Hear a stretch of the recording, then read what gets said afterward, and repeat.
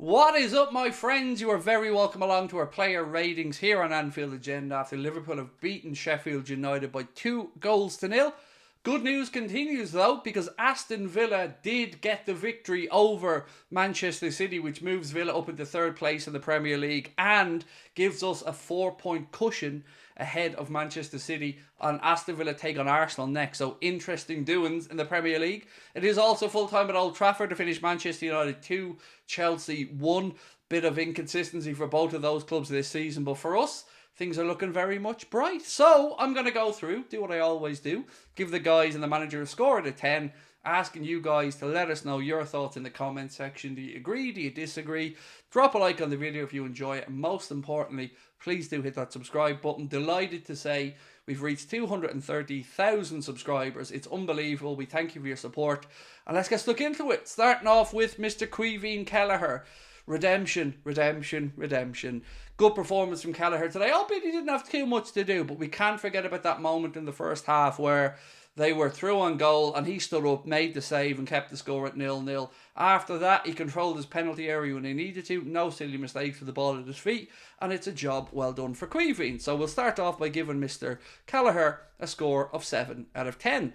Moving on now to Mr. Trent Alexander-Arnold. A decent game from Trent. Not as impactful as we've seen recently, but still decent nonetheless. Didn't really make too many mistakes. Always loved those diagonal long passes of his. And look, the question's always going to remain. Are we going to see him put into midfield full-time, or will Klopp keep up this hybrid role? But taking all things into account today, we have given Mr. Trent Alexander-Arnold a score also of 7 out of 10.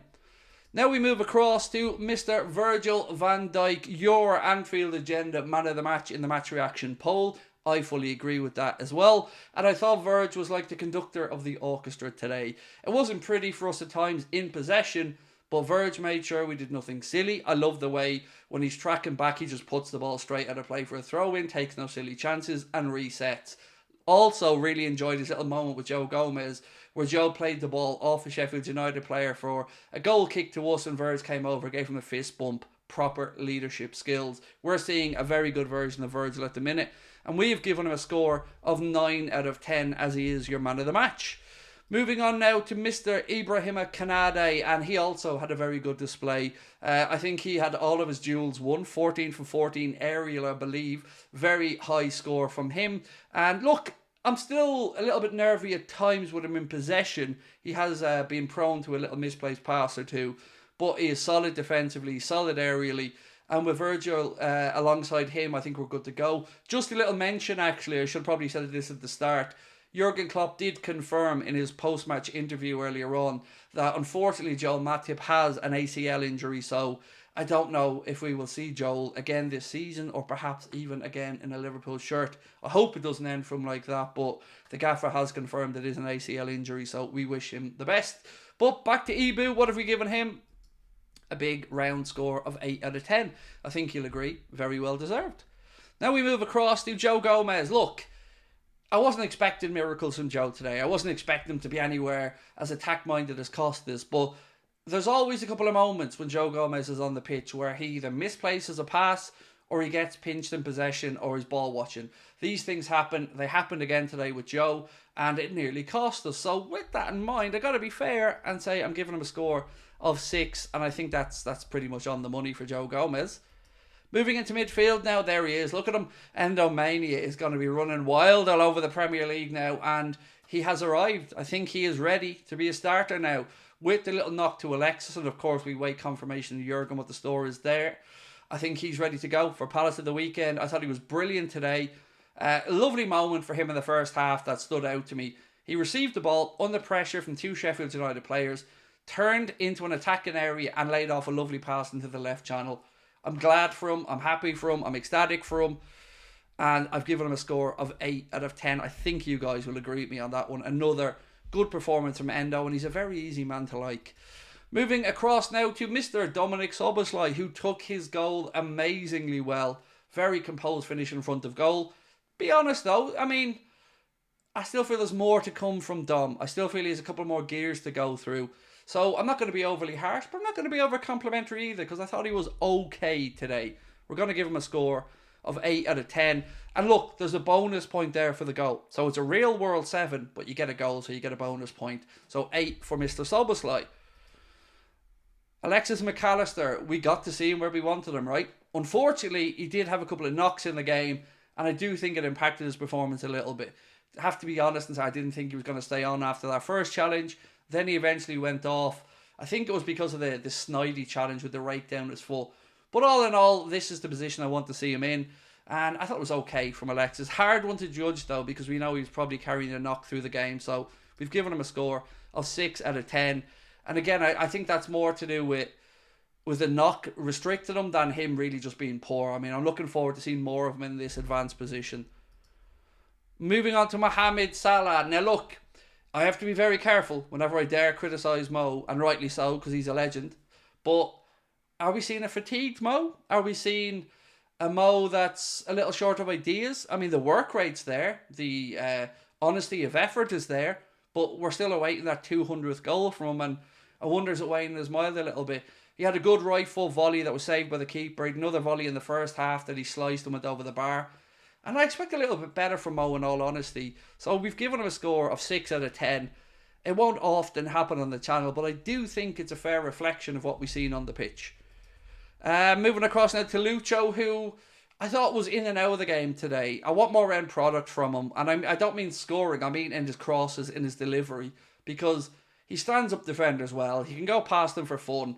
I think I'd like to see him round the outside a bit more than cutting in. I know he's naturally right-footed, but look, very happy to have him at the club. Very happy to have him back fit and firing. And of course, very happy to have him reunited with his father. So with that in mind, we've given him a score today of 7 out of 10. I think he was probably the best of the 3 attackers we started the game with Gakpo, Salah and him. So hence him getting the 7. Now we move through to the centre to Mr. Cody Gakpo. I don't really think he took his opportunity today. So I think he deserved the opportunity ahead of Darwin based on what we'd seen. Cody scoring a brace in his last game. Darwin looking a little bit off it. But he didn't really take that opportunity today. So I've got to be honest and say for Saturday, I'm expecting Núñez to start. I'm going to give him a score of 6 today. And I think it's fair. He's better than he showed today. Curtis Jones came on the pitch and I don't know, there's nothing to add to that. That's pretty much the highlights of Curtis Jones' performance for me. It looked like he was carrying a knock. You know, he did have a challenge, one of the offside decisions he was clattered into, and maybe that carried on for the rest of the game that he was on for, but I wasn't feeling it today from Curtis Jones. Normally the pressing and stuff is good, but you know, I'm hoping to be corrected, but for me this was a very meh performance from Jones, so I've given him a score of 5 out of 10. Mr. Darwin Núñez, look, you got to give the guy some appreciation. Yes, he had an opportunity that was saved by the keeper. I think he would have actually been called offside if that went to VAR if he'd scored. But he was summarised perfectly in his assist for the second goal to Mr. Dominik Szoboszlai. So he'd lost the ball originally. Then he wins it back with a nice sliding tackle. Referee allows it to go. He gets his head up, picks out a perfect ball into Mr. Szoboszlai. He controls it, scores, and we have the breathing room that we needed to go 2-0 up. So with that in mind, I'm going to be nice to Mr. Darwin Núñez because I'm very happy with that assist. So we've given him a score of 7 out of 10. Now we move on to Elliott, who will likely be the option to play on the right-hand side when Mo heads off to the AFCON. And I'm fine with it because I'm a fan of Harvey Elliott. Hard to really gauge him today because he didn't impact it too much, but he's so efficient in possession. He's so calm and he's so well versed in what Jurgen Klopp wants from his players. So with that in mind, and as I said, it is hard to judge on these games for Elliott. We've given him a score of 6 out of 10, but I'm comfortable if he plays in that role. Obviously, Ben Doak went off with a hamstring injury last night for the under-21s. I think it was against Bradford. So yeah, I think a 6 is fair here, but I do expect him to get a lot more minutes over the festive period.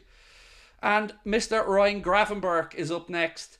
I think a few of us were surprised Ryan didn't start this game today, or at least that he didn't get off the bench a little bit earlier. I do feel bringing him on around the 55-60 minute mark would have made more sense, but that's because we're getting spoiled with good performances from Gravenberch and we all want him to start. So Gravenberch today gets a score of 6 out of 10. Again, it's always hard to really gauge these late substitutes, how they come on and do they really impact the game. So I usually revert to a 6 or a 7 in all honesty.